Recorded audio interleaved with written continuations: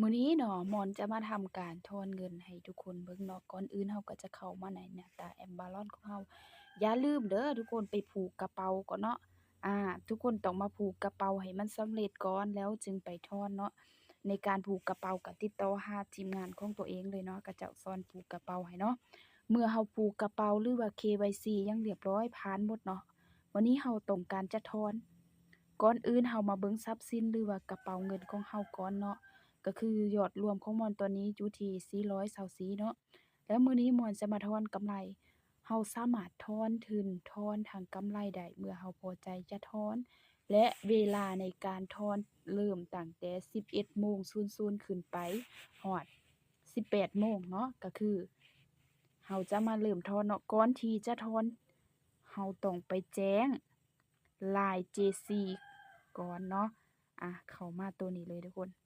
เข้ามา LINE JC นี่เลยเนาะถ้าไผที่บ่มี LINE JC ก็ติดต่อหาทีมงานตัวเองให้เขาเจ้าส่งให้เนาะอาแล้วบัดนี้เราก็จะมาเริ่มอันนี้ก็คือประวัติการถอนของม่อนที่ผ่านมาเนาะแต่ว่าบ่ได้อัดคลิปมื้อนี้ม่อนจะมาถอนอยู่ที่$24เนาะม่อนก็จะแจ้งไป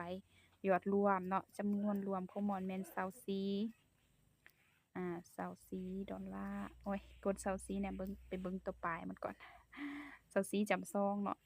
ม่อนจะทอน24จำซองก็คือเราพิมพ์ไปโลดเนาะเราพิมพ์ UID ของเราเนาะที่ต้องการจะทอนรายได้จำนวนทั้งหมดก่อนเนาะแล้วก็มีค่าแนะนำม่อนมีค่าแนะนำประมาณ$6นี่แล้วเนาะแล้วก็กดไปอันนี้คือวิธีการทอนเนาะหลังจากเราพิมพ์ ID ที่เราต้องการทอนโอเคเขาอ่านแล้วเนาะอารอให้เพิ่นตอบมาแบบนี้เนาะตอบมาแบบนี้เราก็ไปทำการทอนเนาะ เดี๋ยวฝากเติมเด้อกำลังสิทอนคนคือเข้ามารัวๆเลยทุกคนโอเคเพิ่นแจ้งมาแล้วเนาะเพิ่นแจ้ง UID ที่ต้องการทอนเราก็เข้ามาบ่อนทอนเลยเนาะกดเข้าไปทอนทรัพย์สินที่เราจะทอนเนาะ$24เนาะเราก็มากดใส่24จำซองตัวนี้เป็นรหัสผ่านทำธุรกรรมของเราเนาะที่สามารถถอนเงินเราต้องได้ใส่รหัสตัวนี้เนาะ แล้วก็กดทอนเลยทุกคนถือว่าทอนสำเร็จเนาะอาทอนสำเร็จเรามาเบิ่งหน้าแรกของเรามาเบิ่งเนาะมาเบิ่งประวัติการทอน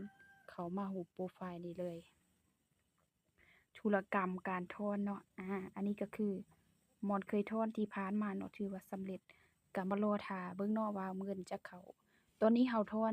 11:10เนาะมาเบิ่งกันว่ามันจะเข้าสูงสุดแม่น15นาทีเงินเข้ากระเป๋าเนาะ เดี๋ยวมันเข้าแล้วม่อนจะมาอัดให้เบิ่งอีกเด้ออันนี้ก็คือวิธีการทอนเงินเนาะทุกคนก่อนที่เราจะทอนเราต้องไปแจ้ง LINE JC หลังจากแจ้งแล้วเราก็มากดทอนอ่าบ๊ายบายเด้อทุกคนฝากทุกคนกดติดตามช่องให้ด้วยเนาะอันนี้คือวิธีทอนเงินเด้อ